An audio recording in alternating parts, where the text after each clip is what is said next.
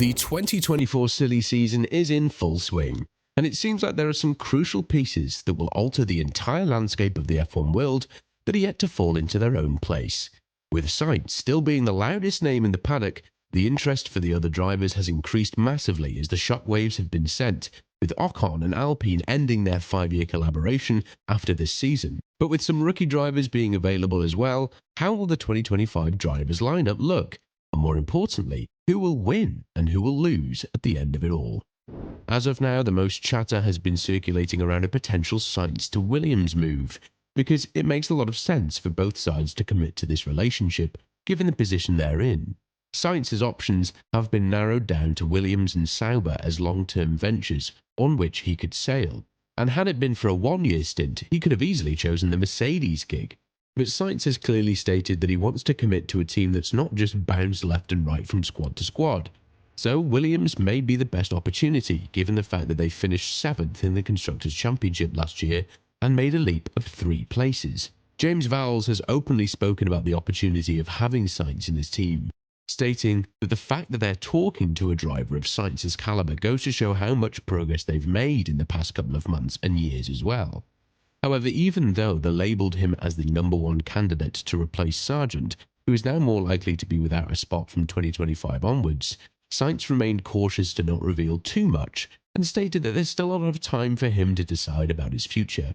When addressing the comments of Vowles as well as speaking about his future in the sport, Sainz went on to say, "I appreciate James's interest and the kind words he has always had towards me. The same can be said about how I feel towards him and his team. But the reality is, I have not yet made up my mind about where I'm going to go next year, because right now, in my head, I want to focus every weekend on fighting for podiums and wins. So it's very difficult to put your mind into the future when you have such an important weekend coming up all the time. I'm going to need some time to sit down with my management and have a conversation with myself, and then decide where I want to go. But now there's nothing decided. I don't know if we can wait until the summer break, or if the decision will come earlier. I honestly don't know at this point." But Sainz might not have as much time as he thinks he has, due to the fact that interest for other drivers has increased a lot.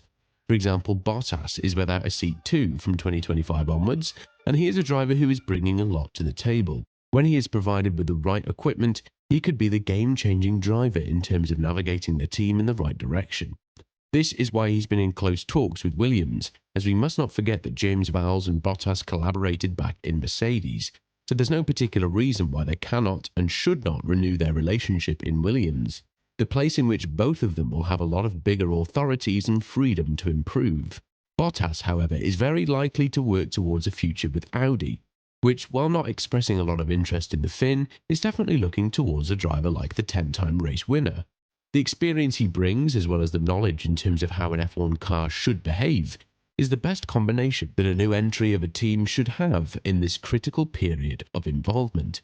Be that as it may, Bottas opened up on his F1 future as well, stating that some of the talks will progress faster than the others, which means that he's looking towards solving this issue as early as possible.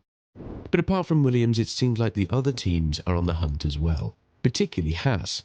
The seat that has been left vacant by Nico Hülkenberg seems to not be the only one that will be getting a new driver in it, as Magnussen has been put under a lot of pressure in the past couple of weeks due to his performance. Although Behrman has been more or less the safe choice for Haas, given the fact that he has a lot of potential and has shown that he can perform under pressure when replacing Sainz in Jeddah, the team wants to renew the lineup with a driver like Ocon, who, while being criticised a lot for his attitude towards his teammate Gasly, is still a proven race winner and a multiple podium achiever. This is what Haas needs in order to progress further, and even Ayo Komatsu said that the team is actively looking at the drivers' market to understand whether or not they can improve their lineup from 2025 onwards. When talking about Haas's targets for 2025, Komatsu went on to say, "Ocon has a lot of experience. He's a race winner. He's got podium finishes and scored many points. He worked with a few different teams, so he's got lots of experience, which is what we're looking for. He's only 27, he's still very young, and then I think his commitment and work ethic are really, really good. I'm talking with several of the current F1 drivers, experienced guys as well as some of the young drivers, so he's definitely one of the several I'm considering seriously." This is by far the most subtle jab that Komatsu could have thrown at Magnussen, because even though the Dane brings the experience to the team as well, The crashes have been caused thanks to his reckless driving, which have been proclaimed his fault by Komatsu as well, have the potential to throw him out of F1 forever. Now, whether or not we will see an entirely new lineup for Haas from 2025 onwards, that's up to the American competitor to answer. But what we can say is that at least one driver will be there from the next season onwards, and that is Behrman. The news about the 18-year-old Brit has spread quite rapidly, and there are even confirmations that were leaked throughout the 2024 Montreal Grand Prix, where Behrman reportedly signed the contract with Haas. However, nothing has been official as yet, even though this looks the best move for both sides, given the close collaboration between Ferrari and Haas, and how Behrman is a prodigy of the Maranello team after all. He will not be the only rookie driver to enter the grid next season, as all things stand, even though many do not consider him a full rookie, considering the fact that he drove one race in F1 in this season in Jeddah. The next big name in the world of F1 is Andrea Kimi Antonelli, who is a driver that will very likely end with Mercedes, despite the Silver Arrows not wanting to hype up the current F2 driver into way too many obligations for him. But given the fact that they failed to secure a driver on a one-year merit for 2025, as well as Williams wanting to go with a more long-term driver if they were to replace Sargent, the only option available for Mercedes is to put Kimi Antonelli in the seat that was left vacant by Lewis Hamilton. When talking about this matter, Wolff went on to say, "We just want to concentrate on Kimi. That is our future young drivers. We want to commit to that for young drivers, and that is what we've told Carlos. I think first of all, Carlos deserves a top seat. He's done a fantastic job for us.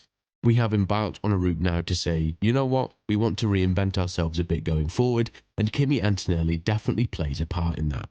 We've not taken a decision yet for next year, but we did not want to have Carlos wait, as he needs to take a decision for himself. That is just fair. He is doing a super job." Ocon's vacant place is very likely to be inherited by the rookie Jack Doohan, who has been Alpine's protege and their reserve driver for quite some time now. The Aussie has been waiting patiently in the shadows and is now seemingly at the top of the list when it comes to capitalizing on the team's bad performance, as this is definitely a win-win situation for both sides. For Doohan, he can prove that he can drive an F1 car in a solid manner despite its state, and for Alpine they can sign a driver who will stay with them for a longer period of time and help them get back on track. All of this puts some of the current F1 drivers at a greater risk, starting with Logan Sargent, who we already mentioned in the beginning of this video. The American is very likely to be without a seat for the next season, which is only the right thing to do considering how outperformed he has been by his teammate in their 2-year stint together. Regardless of that, there are no arguments to support his poor performance, and even though Vowles put a lot of patience and respect in Sargent, it's now looking more and more certain that his time has run out for the young gun.